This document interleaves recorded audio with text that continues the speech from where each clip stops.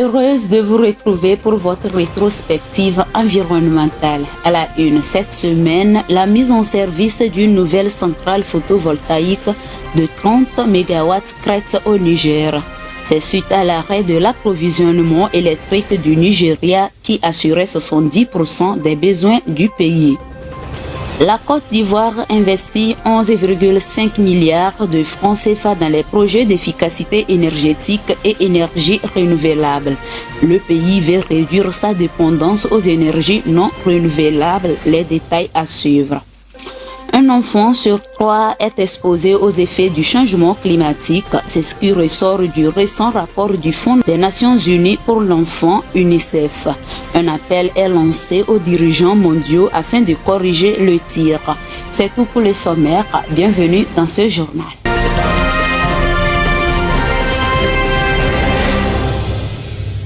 Bonsoir à tous. La situation énergétique du Nigeria s'est dégradée suite à l'arrêt de l'approvisionnement électrique du Nigeria qui assurait 70% des besoins du pays.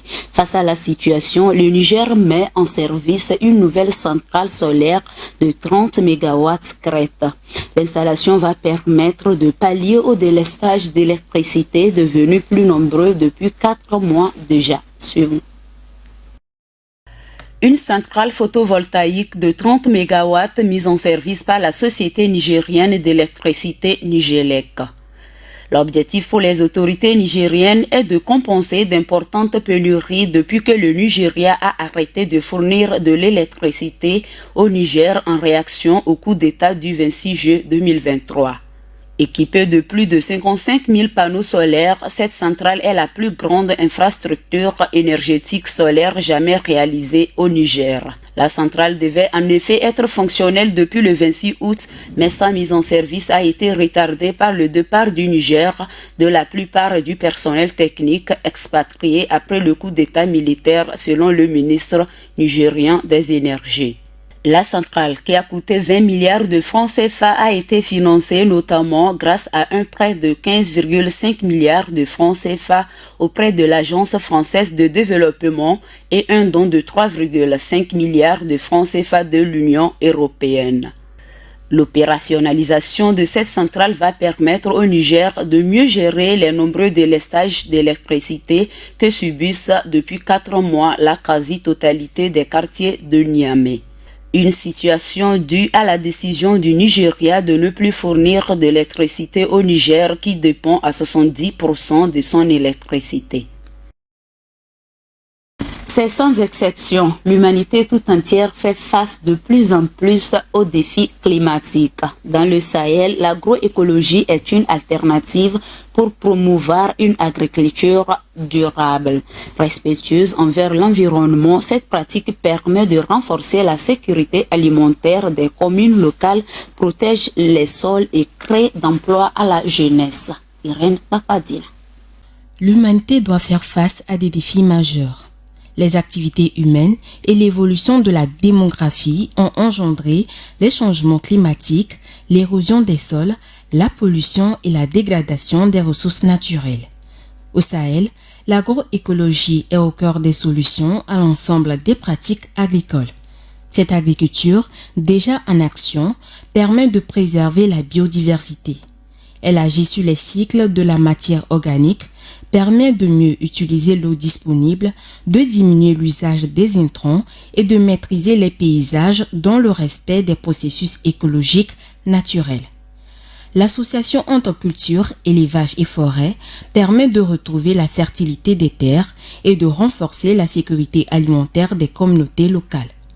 Partout dans le monde, l'agroécologie fait ses preuves et est au cœur de nombreuses politiques publiques, agriculture de proximité, élevage familial, pépinière, agroforesterie, production fourragère et la fixation des dunes. Toutes ces méthodes de production durable alimentent les filières commerciales et l'industrie agroalimentaire. En plus d'être au cœur de l'adaptation au changement climatique, l'agroécologie est au centre du défi de l'emploi et du développement économique au Sahel.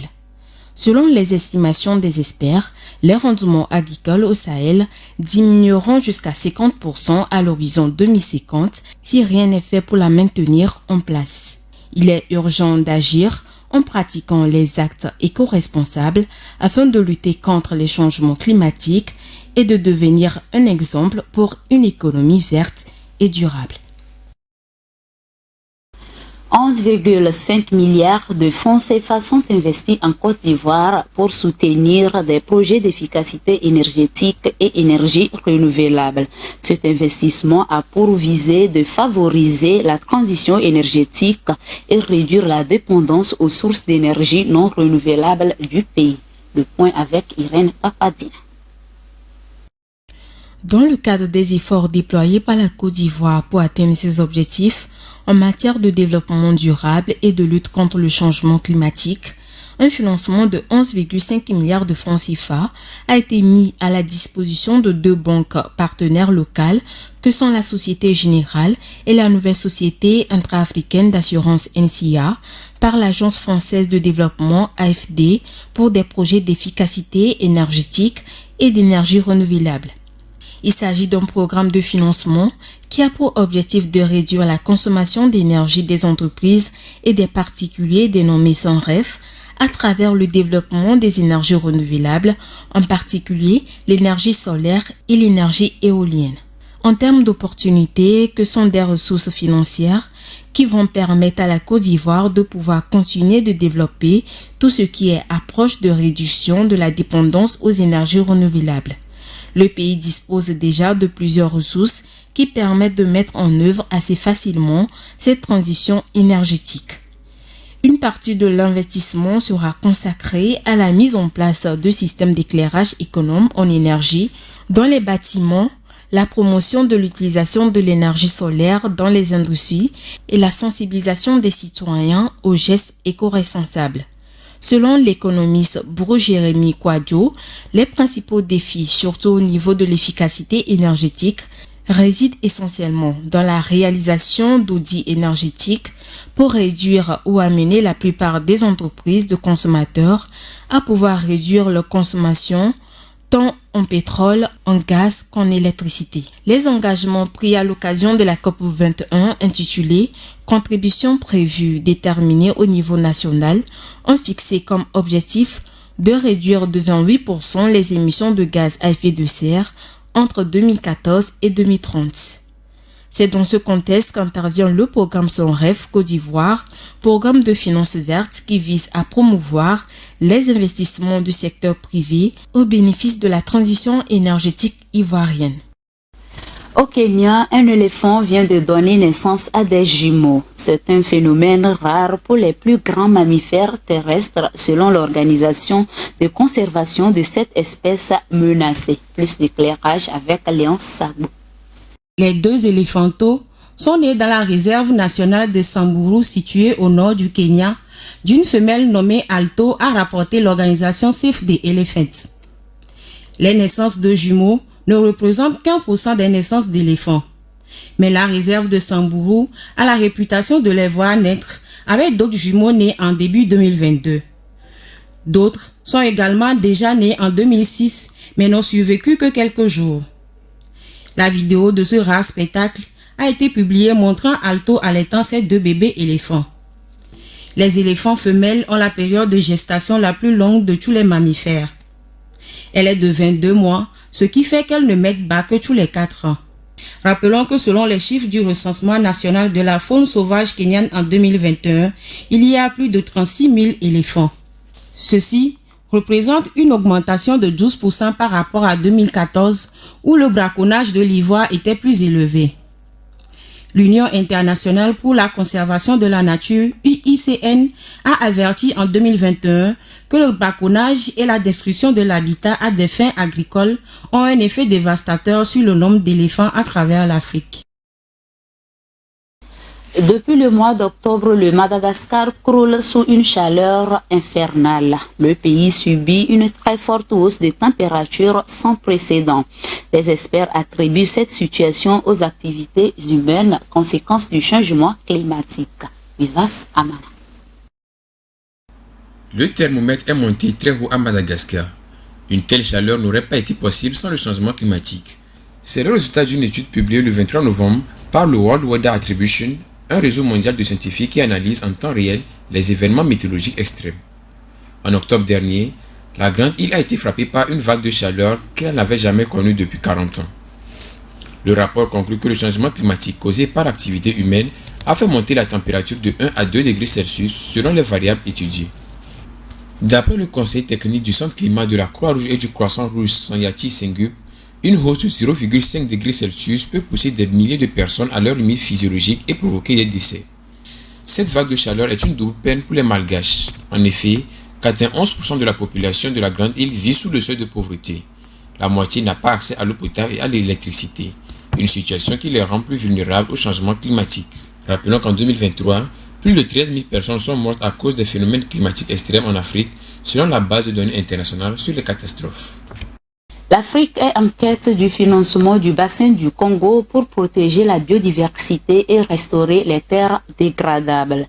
Selon une étude, ce bassin n'a reçu que 11% des flux financiers internationaux destinés à la protection et à la gestion durable des forêts dans les zones tropicales. C'est contre 55% de l'Asie du Sud-Est et 34% de l'Amazonie. Les détails avec Irène Papadina. Lors de la 15e conférence des Nations Unies sur la biodiversité COP15, tenue en décembre 2022 en Égypte, les pays d'Afrique, le Brésil, l'Inde et l'Indonésie ont exprimé leurs besoins financiers pour inverser la perte mondiale de la biodiversité, notamment la protection de 30% des terres et des mers, la réduction de moitié des pesticides et la restauration de 20 à 30% des terres dégradées. Il réclame aux pays riches des subventions financières d'au moins 100 milliards de dollars par an ou 1% du PIB jusqu'en 2030. En attendant ces financements, la Commission climat du bassin du Congo, dont son fiduciaire a mis en place des mécanismes interrégionaux pour la mobilisation des fonds. Le bassin du Congo abrite les plus grandes tourbières tropicales du monde aux côtés du Brésil et de l'Indonésie. La forêt marécageuse du bassin du Congo stocke approximativement 29 milliards de tonnes de carbone, soit l'équivalent de 3 années d'émissions de gaz à effet de serre à l'échelle mondiale. Le bassin du Congo s'étend sur la République démocratique du Congo, ainsi que sur le Congo, le Cameroun, la République centrafricaine, l'Angola, le Rwanda, le Burundi, la Tanzanie et la Zambie. Deuxième plus grande surface forestière au monde après la forêt amazonienne, le bassin du Congo occupe cependant la première place en termes de captation de carbone, ce qui fait de lui le premier poumon vert de la planète.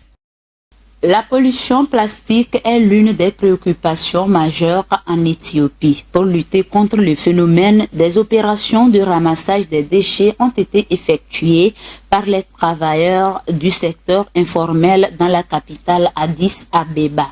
Au-delà de lutter contre la pollution plastique, l'exercice constitue également une source de revenus pour ces travailleurs. Les explications de Irène Papadina. Des ramasseurs de déchets viennent régulièrement dans ce quartier d'Addis Abeba en Éthiopie pour vendre leurs récoltes de bouteilles en plastique. Ces travailleurs de l'économie informelle sont essentiels à la lutte contre la pollution plastique et au fonctionnement d'une économie séculaire. Les déchets plastiques sont devenus une préoccupation majeure dans certains quartiers de la capitale éthiopienne, souvent jonchés d'ordures, notamment des sacs et des bouteilles en plastique. Sebdana Wakisho, un intermédiaire, se charge du relais. Il rachète les déchets plastiques avant de les revendre aux usines de transformation. Cette initiative contribue activement à l'assainissement de l'environnement et à la création des opportunités de revenus pour les ramasseurs. Ces déchets collectés sont ensuite transformés en flocons qui servira à fabriquer à nouveau des sacs en plastique. Malgré l'intérêt écologique de ce processus, il n'en reste pas moins que cela contribue à encourager l'usage de ce plastique qui est ensuite rejeté dans la nature. 115 pays s'étaient réunis du 13 au 19 novembre dernier à Nairobi, au Kenya, afin de mener une troisième série de négociations sur un traité international contraignant contre la pollution plastique. mais aucun accord n'a été conclu à quelques semaines de la COP28 qui se tiendra à Dubaï. Un enfant sur 3 est exposé aux effets du changement climatique à l'instar du stress hydrique. C'est ce qu'indique un récent rapport du Fonds des Nations Unies pour l'enfant UNICEF. L'organisation, à travers ce document, incite les dirigeants mondiaux et la communauté internationale à agir lors de la COP28 pour protéger la vie, la santé et le bien-être des enfants, surtout dans les zones les plus vulnérables. Alexandra Adekambi. Le rapport intitulé « Grandir en plein dérèglement climatique », complément de l'indice des risques climatiques pour l'enfance UNICEF, à quelques jours du lancement de la 28e conférence des parties COP28 des Nations Unies sur le climat, qui se tient à Dubaï aux Émirats Arabes Unis du 30 novembre au 12 décembre 2023.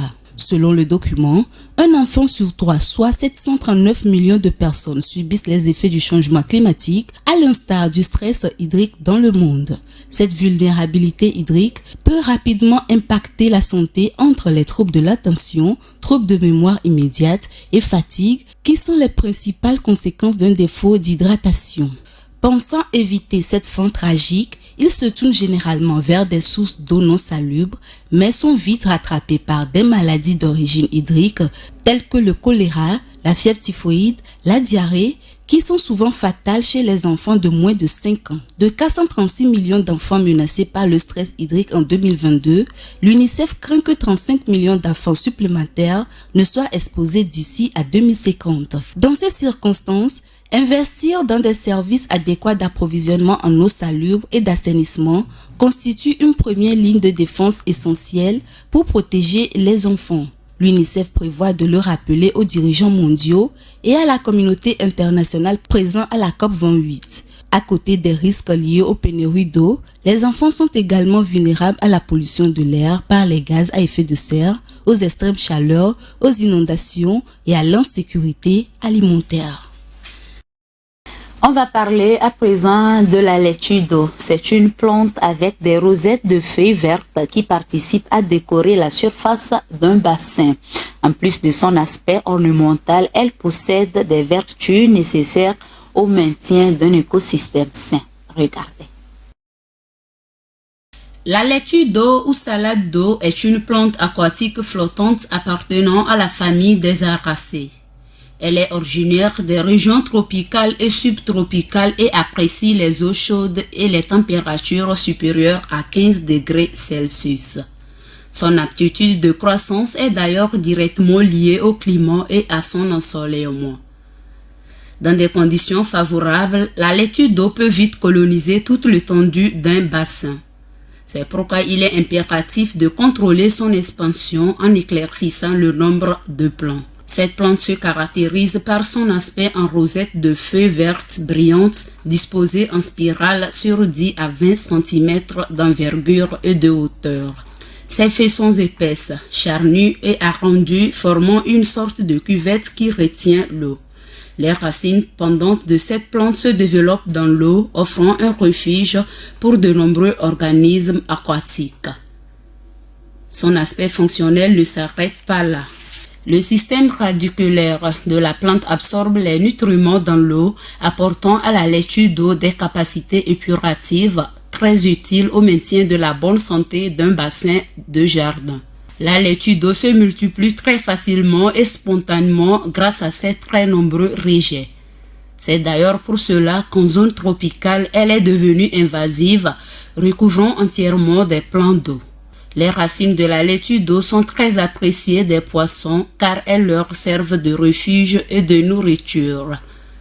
Les médecines populaires d'Inde et de la Chine utilisent la laitue d'eau pour soigner divers maux comme les aimants et d'autres maladies de la peau. Dans le reste de l'actualité, en France, les 50 sites les plus émetteurs de CO2 visent une réduction de leur rejet de 45% d'ici à 2030. Des contrats de transition écologique sont signés dans ce cadre au Salon des maires de France. La facture de la décarbonation de ces sites est estimée à 50 milliards d'euros. Reportage. En vue d'améliorer leur bilan carbone d'ici 2030, 50 sites industriels français les plus émetteurs de CO2 devraient investir une somme colossale de 50 à 70 milliards d'euros. C'est le bilan tiré des feuilles de route gouvernementales visant à avancer sur le chemin de la décarbonation de ces sites industriels. Ce mouvement avait été initié par le président français Emmanuel Macron en novembre 2022, demandant aux représentants de ces sites de diviser par 2 leurs émissions en 10 ans en échange d'un soutien massif de l'État.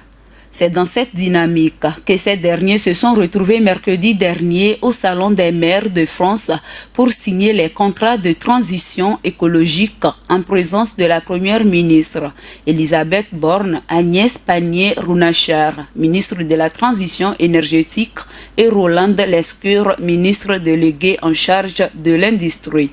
Une fois réalisés, ces contrats devraient permettre une production des émissions de gaz à effet de serre de 45% d'ici à 2030, ce qui permettra la division par 2 en 10 ans, soit d'ici à 2032.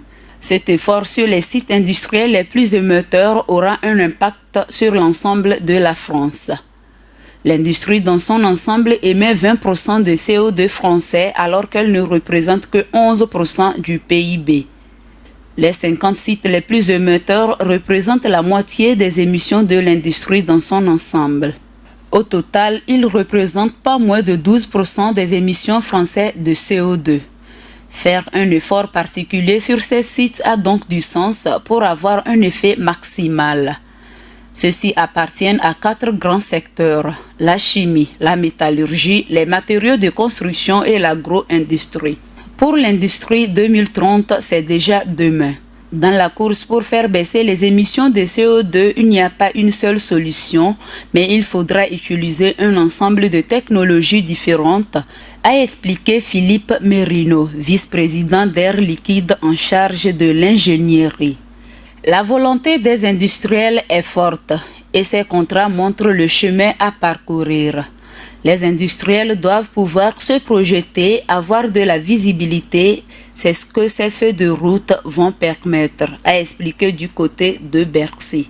Elles permettront également de comprendre du côté de l'État ce qui doit être mis en place dans le futur pour voir ces trajectoires de décarbonation devenir réalité, car ces contrats de transition écologique manquent en effet d'engagement ferme. La Suède entend investir dans le nucléaire pour lutter contre le changement climatique. Pour ce faire, le pays a adopté pour la reprise de son programme nucléaire avec la nécessité de construire 10 nouveaux réacteurs d'ici à 2045. L'annonce a été faite la semaine dernière par le gouvernement suédois. Reportage. Depuis plusieurs années, la Suède mise sur l'énergie éolienne pour poursuivre son objectif, celui d'atteindre un mix 100% renouvelable d'ici 2040.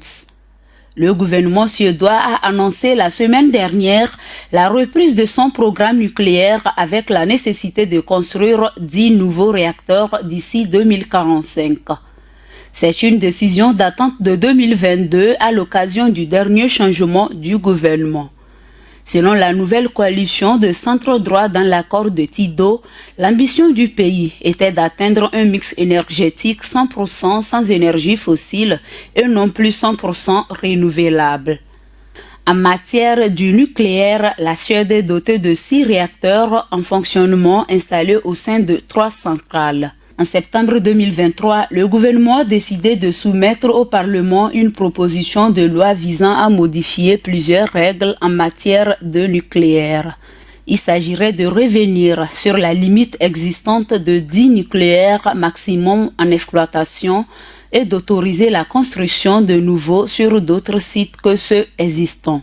Une feuille de route gouvernementale a été présentée pour l'avenir de la filière nucléaire en Suède.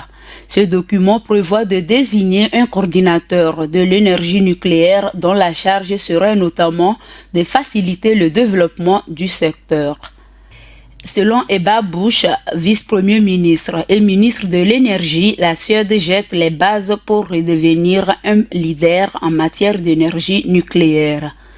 Pour rappel, la Suède n'est pas le seul pays sur la scène européenne à miser sur l'atome pour atteindre ses objectifs climatiques.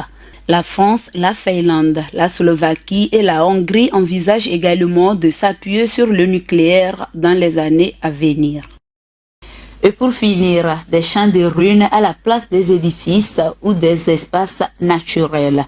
C'est le triste visage que présentent certaines régions de la zone où la guerre a fait rage. De la pollution des sols à la déforestation, les conflits armés font des victimes environnementales en plus des pertes en vies humaines. Vivas Amana. Au-delà des morts qu'ils engendrent, les guerres et les conflits armés ravagent la planète. De la pollution chimique des sols aux effets sanitaires délétères en passant par la déforestation, les conséquences directes et indirectes des conflits armés sur l'environnement sont nombreuses. Après plus de 50 jours de conflits armés entre le Hamas et Israël et près de 2 années de guerre entre la Russie et l'Ukraine, les victimes se comptent par milliers et l'environnement n'est pas épargné. Les terres sont ravagées par des munitions explosées ou non. Les sols subissent une pollution chimique par l'uranium appauvri et des substances radioactives. Dans certaines zones, les ravages des champs de bataille sont tels que les zones entières se retrouvent coupées du reste du monde. Une situation qui rendra difficile la régénération de cette terre complètement amochée pour les décennies. L'historien de l'environnement et chercheur au CNRS, au Centre de recherche historique Fabien Loucher, déclare que lorsqu'on parle d'impact environnemental des guerres, il y a 2 choses. D'abord les impacts des conflits déclarés qui se traduisent en combat et ceux de la préparation. En effet, la mobilisation des ressources que nécessite une guerre peut avoir lieu très loin du champ de bataille et avec des effets directs très importants. Pourtant, les effets visibles restent difficilement mesurables. Récemment, seule l'ONG environnementale Greenpeace s'est prêtée à un exercice très périlleux en essayant de répertorier les destructions environnementales causées par la guerre en Ukraine.